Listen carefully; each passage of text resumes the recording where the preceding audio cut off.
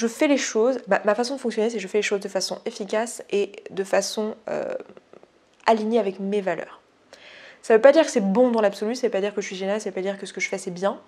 Je fais de mon mieux, j'ai envie d'aider, j'ai envie de proposer quelque chose et j'ai pas peur qu'on pense du mal de moi. Et si jamais je m'étais pas lancée en fait et mis face à cette critique et assumé le fait de dire que je suis coach et que je vends des choses, en fait je pourrais aider beaucoup moins de personnes. Alors oui, peut-être que je passerais pour une bonne personne, mais qu'est-ce que je m'en fous de passer pour une bonne personne? Ce qui est important pour moi à la fin de la journée, c'est que j'ai fait une différence. Aujourd'hui on se retrouve pour une vidéo un peu spontanée, c'est pour ça qu'elle arrivera un petit peu tard, j'avais pas du tout prévu de parler de ça aujourd'hui, j'avais pas du tout prévu de publier ça aujourd'hui.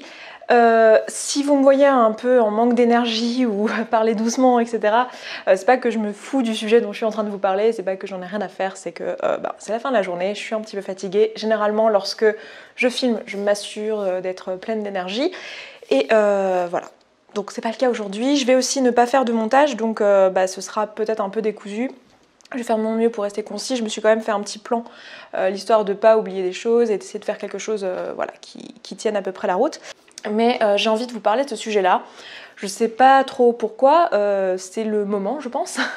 Et il s'agit de vous parler du métier de coach, de vous parler de tous les stéréotypes qu'il y a autour du métier de coach, de vous parler de ma légitimité à coacher, parce que c'est une question qui m'est posée, de vous parler de tout ce qui concerne l'argent, de vous parler de tout ce qui concerne l'éthique autour du métier de coach, toutes ces choses-là qui sont les sujets qui reviennent quand on pose des questions à ce sujet-là. Alors, c'est assez rare que j'ai des questions concernant ces choses spécifiques, mais lorsque ça arrive, ça suscite souvent une longue discussion en commentaire, et ça fait un moment que je me dis qu'il faudra à un moment donné que j'adresse cette question en vidéo.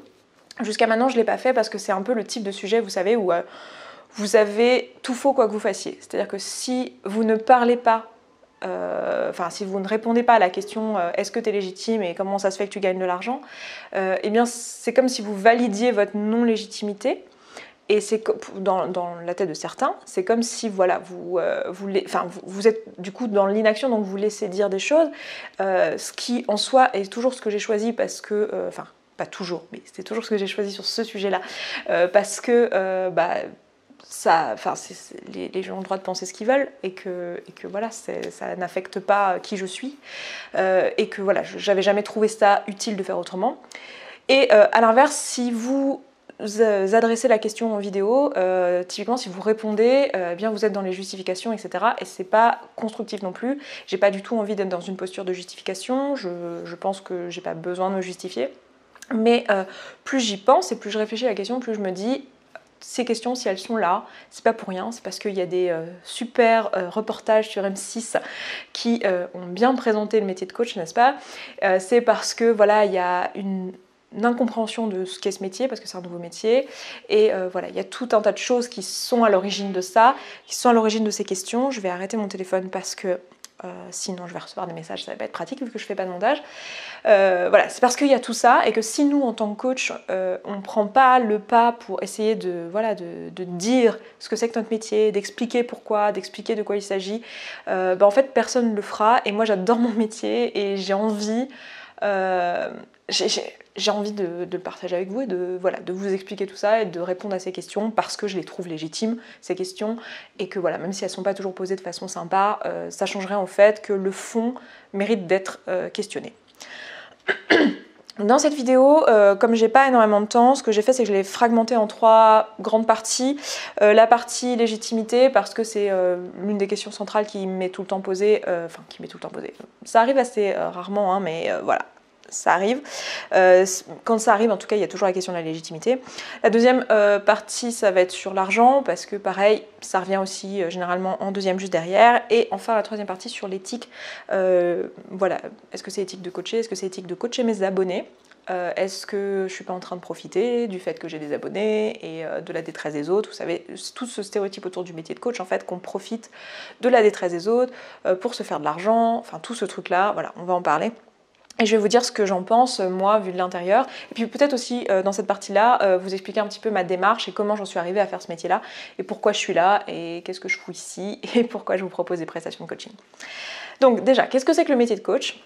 Le métier de coach, c'est un accompagnement personnalisé qui a pour but de vous emmener d'un point A à un point B. L'objectif, c'est de vous accompagner dans la réalisation de cet objectif. On connaît les coachs sportifs, je pense que c'est socialement beaucoup plus admis, le coach sportif. Il fait exactement ça, c'est-à-dire qu'il vous aide à vous préparer physiquement dans la réalisation d'un objectif, il vous accompagne dans votre préparation physique.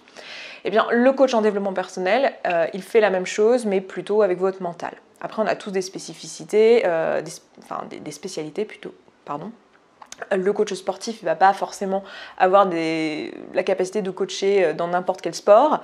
Eh bien, c'est pareil en développement personnel. On a chacun un peu notre dada, si je peux dire ça comme ça, et c'est souvent empreint de notre vie personnelle parce qu'on est plus touché par ça et voilà, on a commencé à avoir une expérience là-dedans et voilà, ça nous parle plus, on se reconnaît dans la problématique en question et voilà. En l'occurrence, dans mon cas, je coach sur 2 thématiques. La première et celle avec laquelle j'ai commencé, c'est l'entrepreneuriat, le fait de créer son entreprise. Donc l'objectif, c'est d'aider des personnes qui sont dans la création de leur entreprise. Et le deuxième, c'est la perte de poids. C'est quelque chose d'assez récent pour moi, bien que les mécanismes qui soient à l'origine de ce coaching-là, qui sont des mécanismes liés au comportement et aux émotions. C'est ce qu'on appelle les théories comportementales cognitives. Je ne sais pas si vous connaissez, mais c'est un pan de la psychologie actuelle qui prend pas mal de pas dans les théories psychologiques. En fait, c'est un peu la théorie communément admise au sein de la communauté scientifique. Voilà, même si bien sûr, il y a, comme dans toutes les communautés scientifiques, il y a toujours plusieurs théories en même temps de front, mais en tout cas, surtout dans le monde anglo-saxon, c'est ce qui actuellement prend le pas. C'est pour ça d'ailleurs que si vous l'avez remarqué, pas mal de mes outils sont communs avec peut-être des outils que certains psychologues peuvent utiliser. Voilà, parce que il y a des choses qui se recoupent, c'est 2 métiers différents, je vais y venir, mais il y a des choses qui se recoupent. Donc voilà, l'objectif mon objectif à moi, c'est d'accompagner des personnes dans leur perte de poids ou dans leur création d'entreprise. C'est ce avec quoi je travaille. Alors pourquoi je travaille là-dessus? Parce que j'ai été concernée par le sujet, mais c'est pas le fait que j'ai été concernée sur le sujet qui m'a donné l'expertise pour le faire, c'est pas ça. Je me suis formée au coaching, je me suis formée aux théories cognitives d'ailleurs, c'est-à-dire que ce que moi j'utilise comme outils, c'est des outils basés sur le lien entre les émotions et les actions et les pensées. C'est-à-dire basés sur la cognition. Il y a plein d'autres outils en coaching, il y a plein de façons de coacher. Il y a des façons de coacher qui sont plus proches du management, et de l'organisation et voilà, de ce genre de choses. Moi, je suis plus proche de l'émotion, du rapport à soi, de vraiment le fait d'écouter ses émotions, etc. Encore une fois, c'est une question de sensibilité. Il n'y a pas une bonne façon de coacher, il y a des choses qui sont communes, bien sûr, notamment la posture de coach qui s'apprend, mais en gros, le métier, c'est ça, accompagner une personne à obtenir un résultat. Donc maintenant qu'on sait ce que c'est, je vais vous parler de la première partie qui est la légitimité. Je suis désolée, du coup je regarde mes notes et je couperai pas au montage, donc vous me verrez regarder mes notes, ce que d'habitude vous ne voyez pas.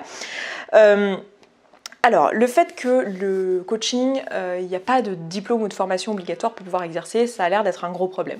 C'est-à-dire que c'est quelque chose qui revient très souvent quand on parle de ces sujets-là, c'est voilà, tu n'as pas de diplôme, tu n'es pas légitime à coacher parce que tu n'es pas coach.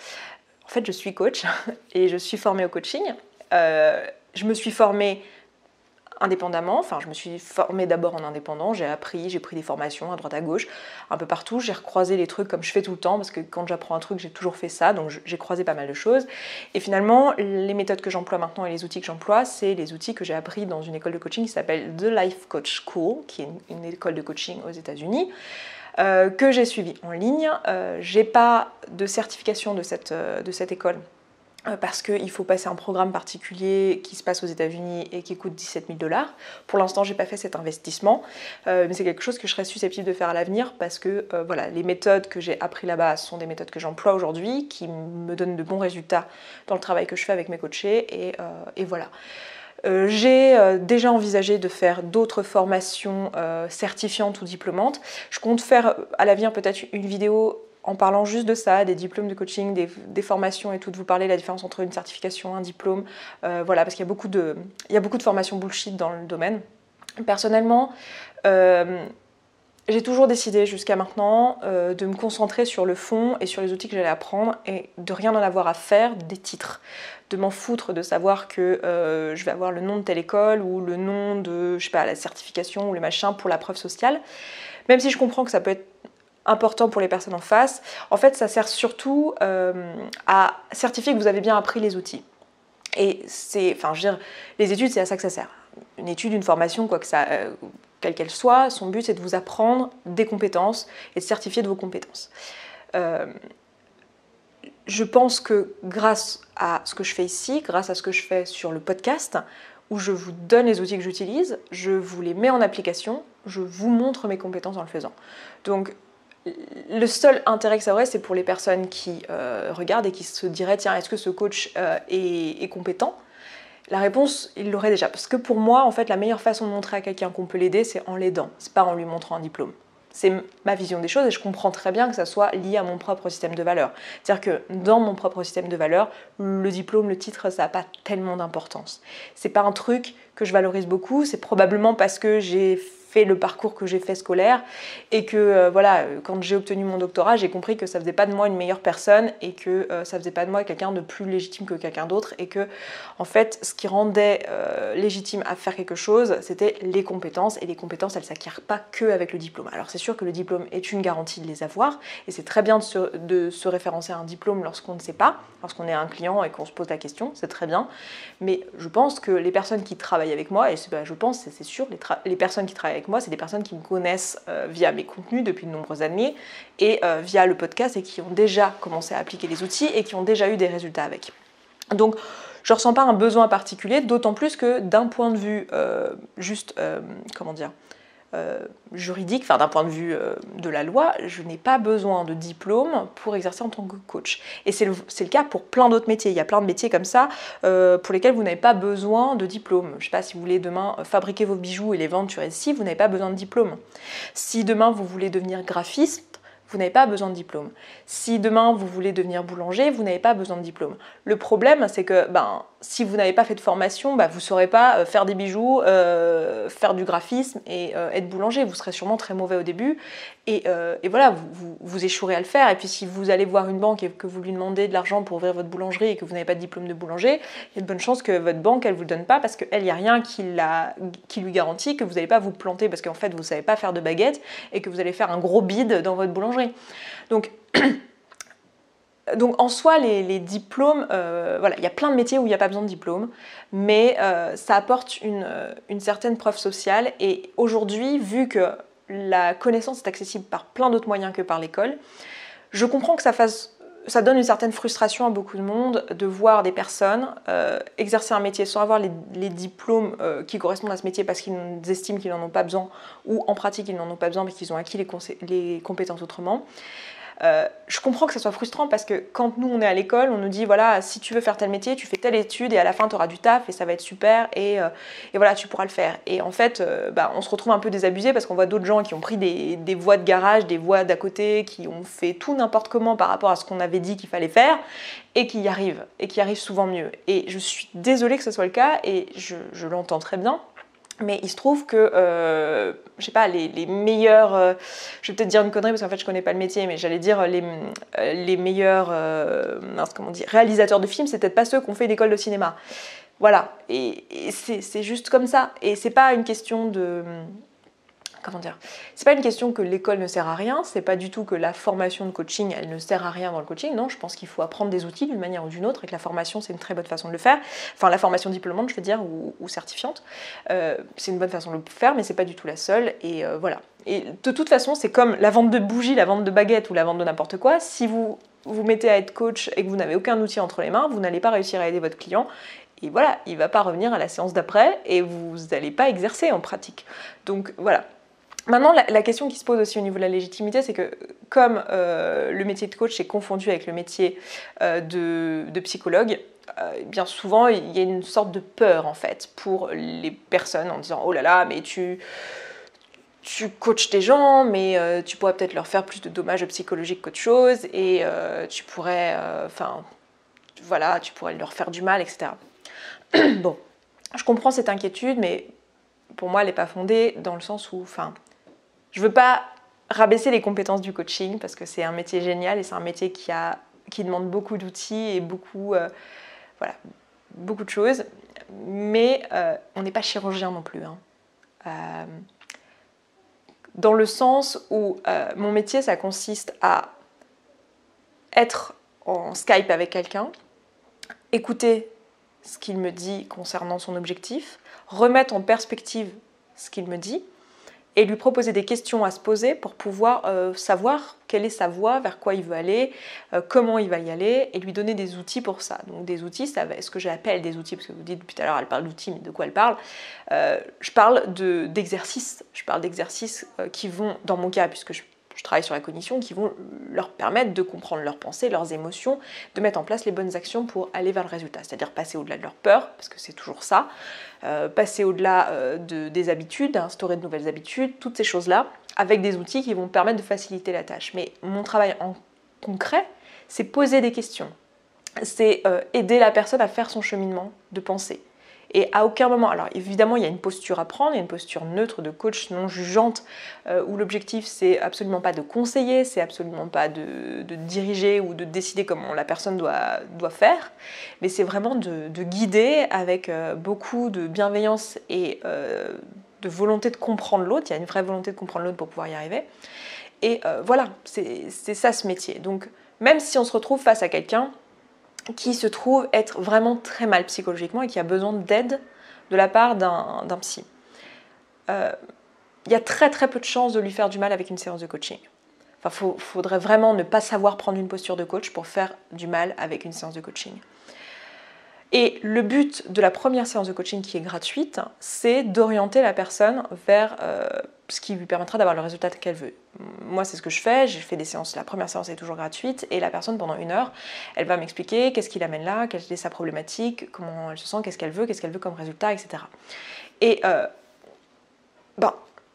c'est mon boulot de savoir si cette personne, je peux l'aider ou pas avec mes outils, si je peux l'aider avec ma posture de coach, ou si, pour l'instant, son objectif d'avoir un résultat, en fait, elle n'est pas prête pour ça et qu'il lui faut d'abord s'assurer que tout va bien, qu'il faut aller voir... Enfin, je veux dire, quelqu'un qui me dirait qu'elle a des pensées suicidaires en première séance de coaching, à aucun moment je vais travailler avec. Pas parce que j'ai pas de bienveillance, pas parce que je veux pas l'aider, mais parce que c'est pas dans mes compétences et c'est pas mon métier et que je la redirigerai vers la bonne personne. Et voilà, c'est ça l'objectif. Et souvent, j'ai beaucoup des personnes que j'ai pu suivre qui, en fait, font les deux en même temps. Et je l'ai fait moi-même quand j'étais à la place, faire les deux en même temps, parce que c'est deux choses qui sont complémentaires et qui se mêlent très bien, mais qui ne sont pas le même métier. Ce n'est pas le même métier. Pareil, on m'a aussi dit que je n'étais pas nutritionniste ou diététicienne et que du coup je ne pouvais pas coacher des gens dans la perte de poids. C'est du coaching. Je ne suis pas en train de dire aux gens quoi manger. Je ne suis pas en train de leur faire un plan alimentaire. Je leur parle de nutrition, évidemment, parce que c'est quelque chose dont ils ont besoin, je leur vulgarise la nutrition parce que c'est quelque chose dont ils ont besoin. C'est quelque chose que j'ai étudié par ailleurs, qui est 100% vérifiable, la plupart du temps en plus sur des sites ultra accessibles, genre Wikipédia et toutes les sources qui s'y trouvent. Je referai une vidéo sur la pertinence de Wikipédia parce qu'on me dit souvent que Wikipédia c'est pas un bon site pour trouver des infos. Mais je vous en reparlerai dans une future vidéo. Donc voilà, il y a souvent les connaissances que j'ai en nutrition, c'est des connaissances que j'ai acquises en lisant des articles scientifiques et en lisant des cours de nutrition et en m'informant moi-même, en posant les questions quand j'avais à les poser. Voilà, il n'y a rien de farfelu, il n'y a rien qui sort de nulle part, tout est vérifiable et voilà, et à aucun moment je fais une prescription de nutrition, et pas du tout. Enfin, donc pour moi tout ça, c'est surtout de la confusion vis-à-vis de ce qu'est le métier, et je le comprends parce que moi-même j'en ai jamais parlé. Je pense que c'est difficile d'avoir cette info parce que je sais pas pourquoi les coachs n'expliquent pas leur métier. Peut-être parce que sinon on s'en prend plein la gueule, j'en sais rien. Honnêtement, je sais pas si je vais m'en prendre plein la gueule avec cette vidéo, j'en sais strictement rien. Deuxième partie dont j'ai envie de vous parler, c'est l'argent.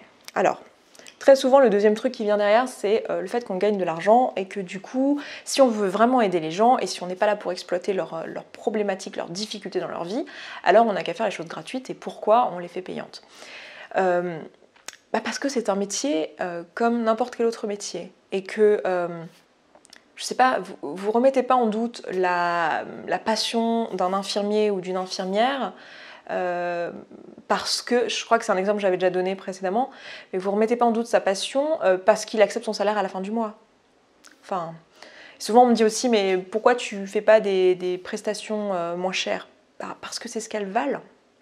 C'est ce que j'estime qu'elles valent. Et c'est mon métier d'estimer ça.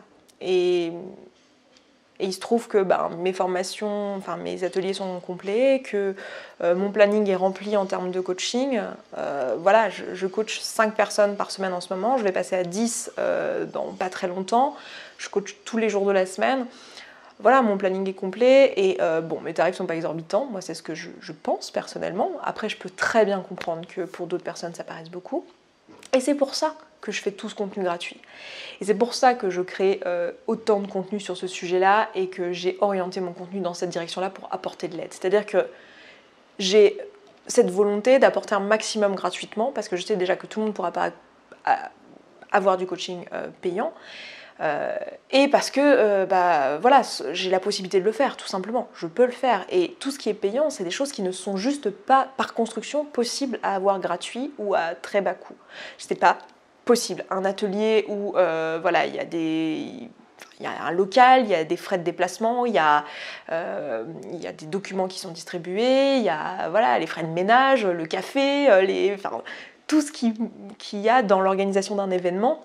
Voilà, ça ne peut pas être pas cher. Et encore, moi j'essaye de faire le maximum pour rentrer juste dans mes frais sur ce genre de choses-là. C'est pas là-dessus que je gagne ma vie. Mais voilà, c'est des choses que je pourrais pas... Enfin, ce que ça apporte, ça ne peut pas être fait sur YouTube, ça ne peut pas être fait en podcast. Pareil pour les coachings individuels. C'est génial de pouvoir proposer ça, en plus du contenu gratuit, parce que c'est une façon d'aider les gens qui n'est pas possible à faire en contenu gratuit, de par le format tout simplement. C'est pas possible, je ne peux pas coacher 100 000 personnes gratuitement en individuel.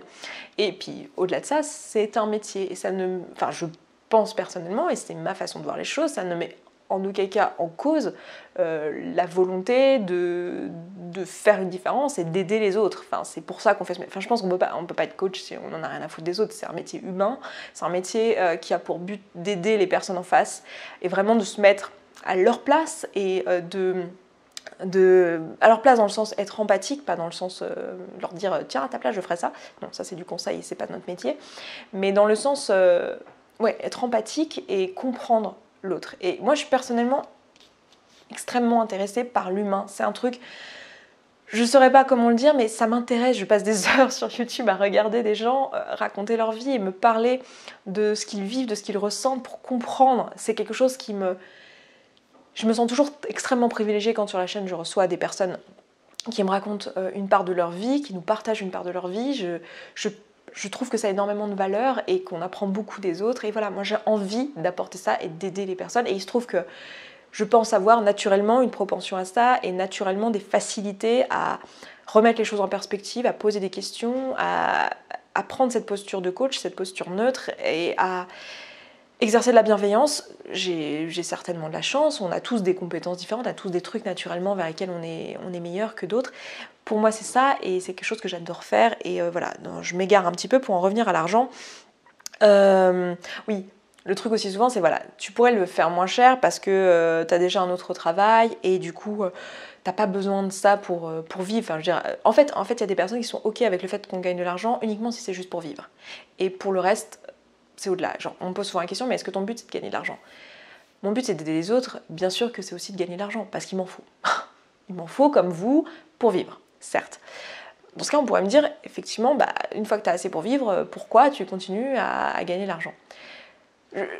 C'est une question que je trouve très souvent dans mon système de valeurs à moi, un peu déplacée, parce que c'est comme dire à quelqu'un, ok, t'adores ton boulot d'infirmier, on va garder cet exemple, mais là tu as la possibilité de l'exercer dans de meilleures conditions, faire quelque chose qui te plaît davantage et d'être mieux payé, mais t'as pas besoin de plus parce que tu as assez pour vivre.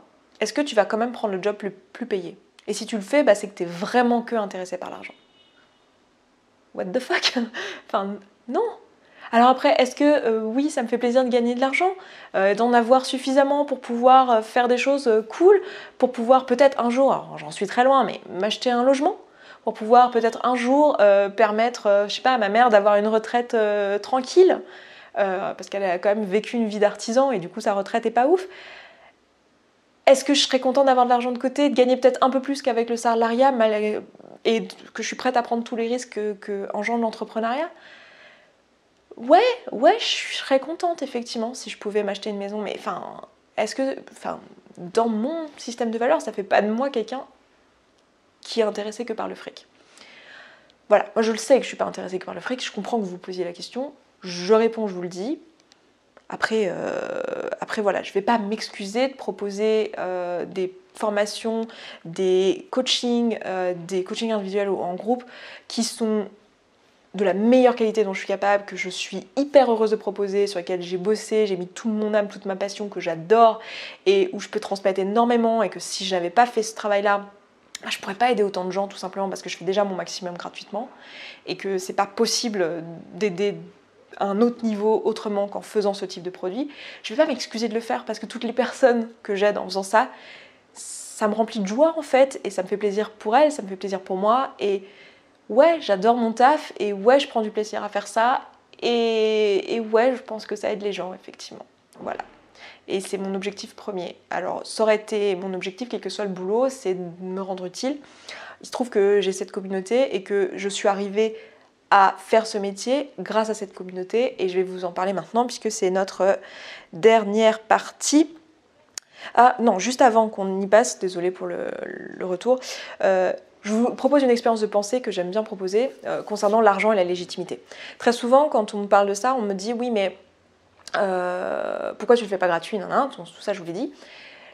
Et on enchaîne en disant mais t'as pas les compétences pour être coach. Alors très souvent on me demande pas quelles sont les formations, quelles sont les compétences que j'ai faites. Ces personnes-là me le demandent pas, et quand on me le demande je réponds gentiment et avec volonté. Il y en a plusieurs qui me l'ont demandé par email, en message privé ou même en message public, et qui me l'ont demandé poliment. J'ai toujours répondu. Je mets pas en avant les diplômes, je mets pas en avant les formations, je mets pas en avant tout ça parce que je m'en fous perso.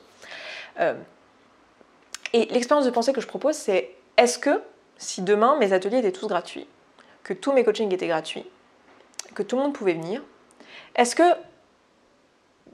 la peur de ma non-compétence serait toujours là?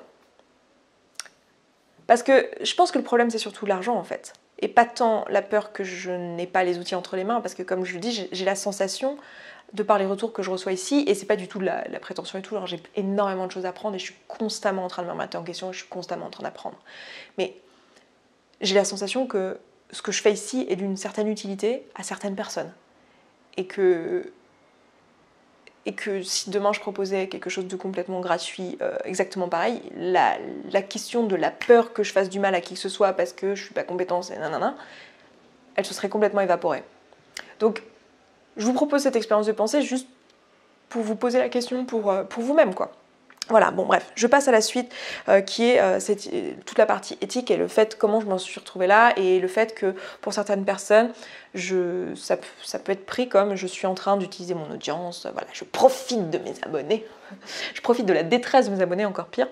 Voilà, alors quand on vend du coaching, évidemment, on aide des personnes, donc on se sert, c'est pas le mot, mais on met en avant leurs difficultés et on propose de les résoudre. J'ai aucune honte à ça. Je trouve ça génial d'arriver avec des solutions et de proposer des solutions. Et je suis pas du tout de nature à être quelqu'un qui se complaint, qui se plaint tout le temps et qui expose les problèmes et qui fait « Oh, gna gna gna gna, c'est pas drôle, c'est comme ci, c'est comme ça ». J'ai un esprit orienté solution. J'aime bien proposer des solutions. Même si ça m'empêche pas d'avoir cette phase empathique et cette phase où voilà, on est présent avec ses émotions et on accepte les émotions et surtout on les fuit pas pour aller trouver une solution, mais on accepte la situation. Je suis comme ça, je suis orientée solution, donc oui, bien sûr que je propose de l'aide à des personnes qui en ont besoin. Oui.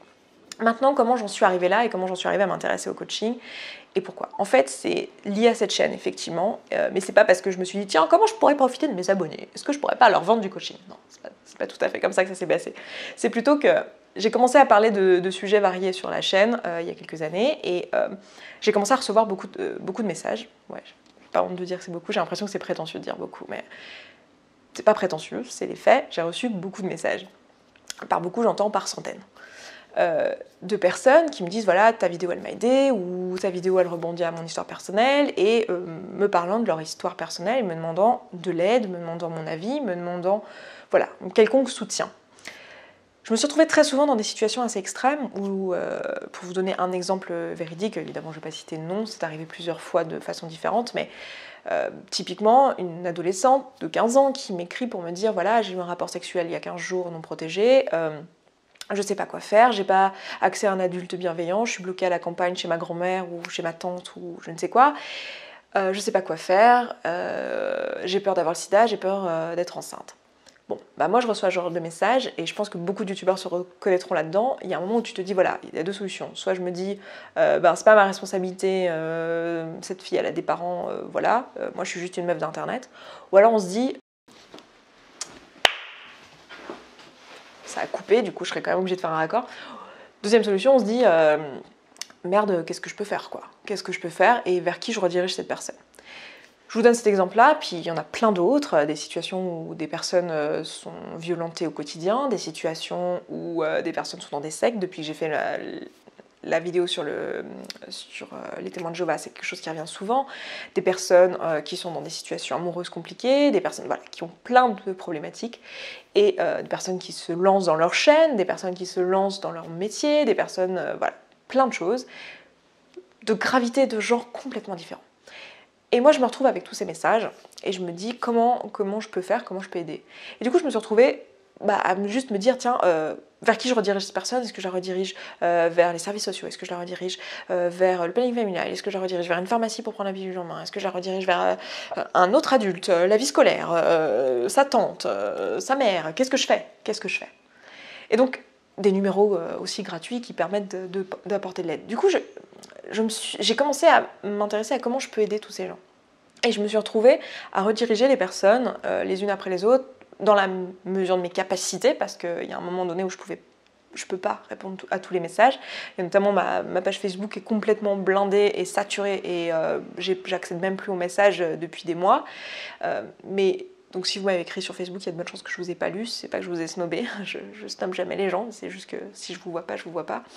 Et voilà, et j'ai redirigé les personnes vers les personnes compétentes. Donc je me suis informée sur comment savoir s'il fallait que je redirige une personne vers un psy, vers un numéro vert, vers un adulte, vers... voilà, je me suis intéressée à toutes ces choses-là. Et en fait, restait à la fin que les personnes qui finalement n'avaient pas besoin d'une aide médicale, ni d'une aide sociale, ou ce genre de choses, mais à qui je me suis retrouvée à apporter de l'aide en proposant des questions. Et très souvent, en fait, ce qui est assez simple, c'est que je me suis dit, mais en fait, ces personnes, je les connais pas, donc je peux pas leur donner des conseils. Je les connais pas. Je les connais juste pas. Quelqu'un qui me dit qu'est-ce que je devrais faire, je fais bah écoute, je ne sais pas, je ne suis pas toi, je peux pas te donner des conseils.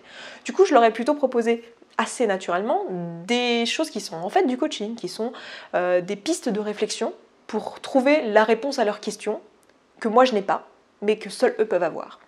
Et en fait, au fil des mois et des années, je me suis rendu compte que ce que je faisais, ça s'appelait le coaching. Et aujourd'hui, j'exerce en tant que coach et ça vient de là. Ça vient de là, c'est comme ça que j'ai appris ça, c'est comme ça que je me suis intéressée à ça et c'est quelque chose que j'adore.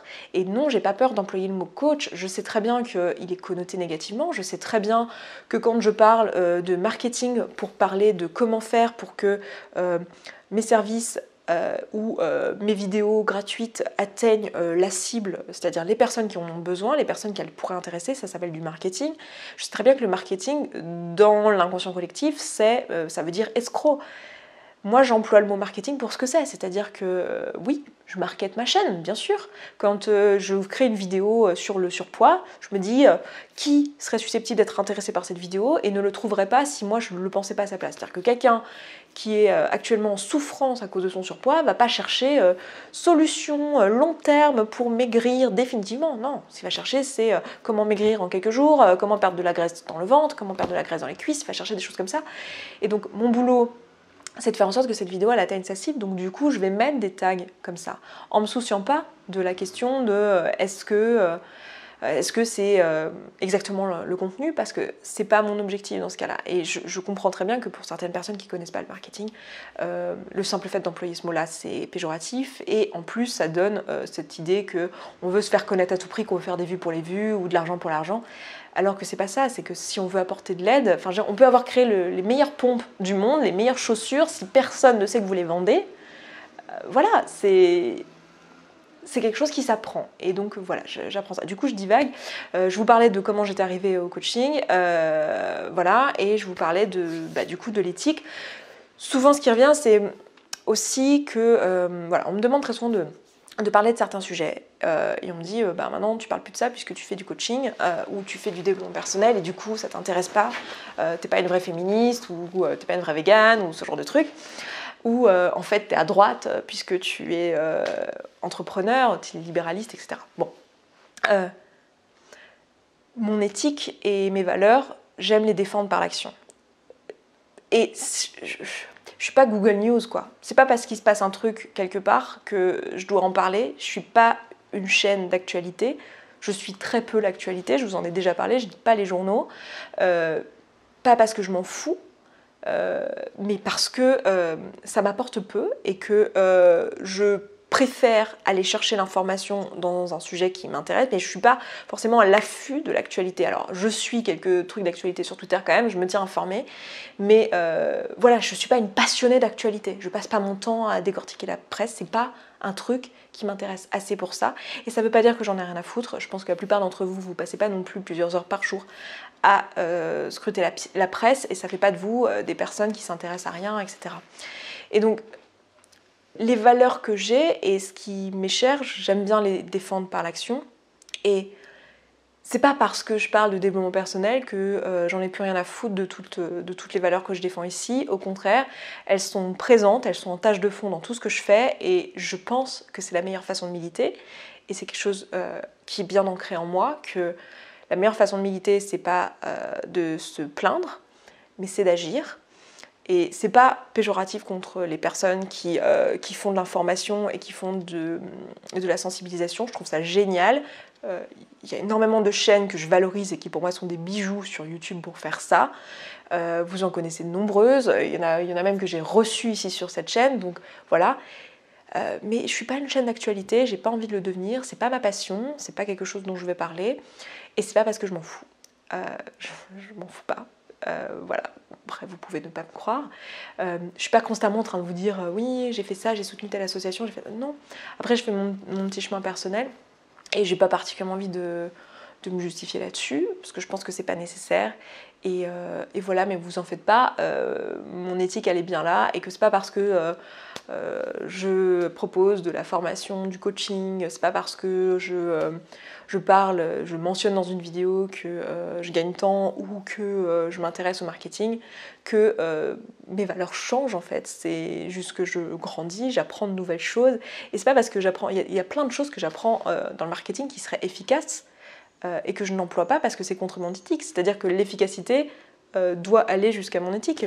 Par exemple, il y a plein de biais cognitifs qui sont utilisés dans le marketing que je n'utilise pas.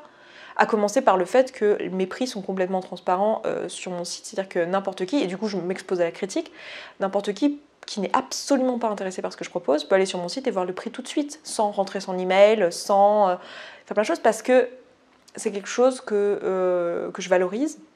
C'est quelque chose qui est important pour moi que ça soit transparent, quitte à ce que je me prenne dans la figure des personnes qui n'ont pas les moyens, qui ne s'intéressent pas à ces choses-là, qui en fait ne connaissent pas le marché, qui ne connaissent pas les produits que je propose et qui viennent me dire que c'est trop cher. Et c'est pas grave. Enfin, en fait, je fais les choses, ma façon de fonctionner, c'est que je fais les choses de façon efficace et de façon alignée avec mes valeurs. Ça ne veut pas dire que c'est bon dans l'absolu, ça ne veut pas dire que je suis géniale, ça ne veut pas dire que ce que je fais c'est bien. Je fais de mon mieux, j'ai envie d'aider.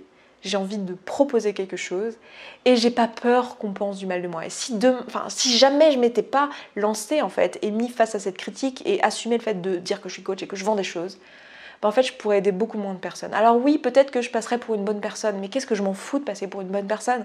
Ce qui est important pour moi à la fin de la journée, c'est que j'ai fait une différence dans la vie de certaines personnes. Et voilà, et c'est un truc qui est important pour moi. Et pour en revenir sur les valeurs aussi, j'ai beaucoup de choses en tête en fait au moment où je vous parle, je me dis que j'ai pas beaucoup de temps et tout, qu'il faut que je mette tout en tête. Le fait de défendre l'entrepreneuriat, etc., ça donne la sensation que je valorise pas la volonté d'égalité des chances, que je valorise un système capitaliste et un système libéraliste, alors que c'est pas le cas, c'est juste que je fais avec les moyens que j'ai, je fais avec ce qu'on a autour de nous, et que je suis la première à vouloir absolument le revenu universel, je suis la première à vouloir ça. Je pense que c'est réellement ce qui lèvera la soupape de tout ce truc qu'on a contre l'argent, qui fait qu'on est tend à se mettre dans les pattes. Et voilà, et je pense que tout le monde a le droit à une vie décente, et Et voilà, ça n'empêche que pour moi, j'en ai parlé dans une vidéo sur le bore-out, je vous la mettrai en lien ici, mais dans cette vidéo, je vous ai tout expliqué de mon cheminement de pensée, ce que je pense de ça, c'est-à-dire que actuellement c'est la solution individuelle qui marche, mais ça ne marche pas à l'échelle d'une société. Donc j'ai pas envie que tout le monde devienne entrepreneur, sinon ça ne marchera pas à l'échelle d'une société. J'ai envie qu'on trouve d'autres solutions d'ici là. Et pour moi, ma façon de militer, c'est dans l'action, parce que c'est comme ça que je fonctionne, c'est comme ça que je suis câblée. Je suis pas du tout quelqu'un de bien pour mener des débats, Enfin, c'est pas que je peux pas mener de débat, mais je pense que vous avez compris, pour militer de la façon la plus classique qui soit. Et encore une fois, c'est pas péjoratif, et je suis tellement contente qu'il y ait des gens qui le fassent. Et je suis la première à vouloir avoir des personnes sur la chaîne avec qui je suis prête à avoir un débat politique, avec qui je suis prête à faire tout ça, mais ça ne change rien au fait que ma façon de faire à moi, c'est porter vers l'action, tourner vers l'action, j'aide les personnes directement. Je fais de mon mieux directement dans ma vie à moi pour faire le plus de bien dont je suis capable. Alors après, est-ce que je suis parfaite? Bien sûr que non, et je dirais même que ça serait très chiant si je l'étais, à commencer pour moi dans ma vie, mais voilà. Bref, je vais m'arrêter là, je suis fatiguée, je pense que ça s'entend. Mon niveau d'énergie baisse au fur et à mesure, le niveau de lumière aussi. Et puis je pense que j'ai dit à peu près tout ce que je voulais dire dans cette vidéo. Voilà, les commentaires sont ouverts. Si vous avez envie de discuter tout ça, faites-le avec bienveillance, simplement parce que ce sont les valeurs véhiculées sur cette chaîne et que ça me tient à cœur que l'espace commentaire reste bienveillant, ce qui est quasiment tout le temps le cas. Donc c'est super et je suis très très fière d'avoir cette communauté, même si c'est pas que de ma faute. Je pense que voilà, vous êtes bienveillants ici et c'est chouette. Et donc écoutez, je m'arrête là, je vous embrasse et je vous dis à bientôt dans la prochaine vidéo. Ciao ciao.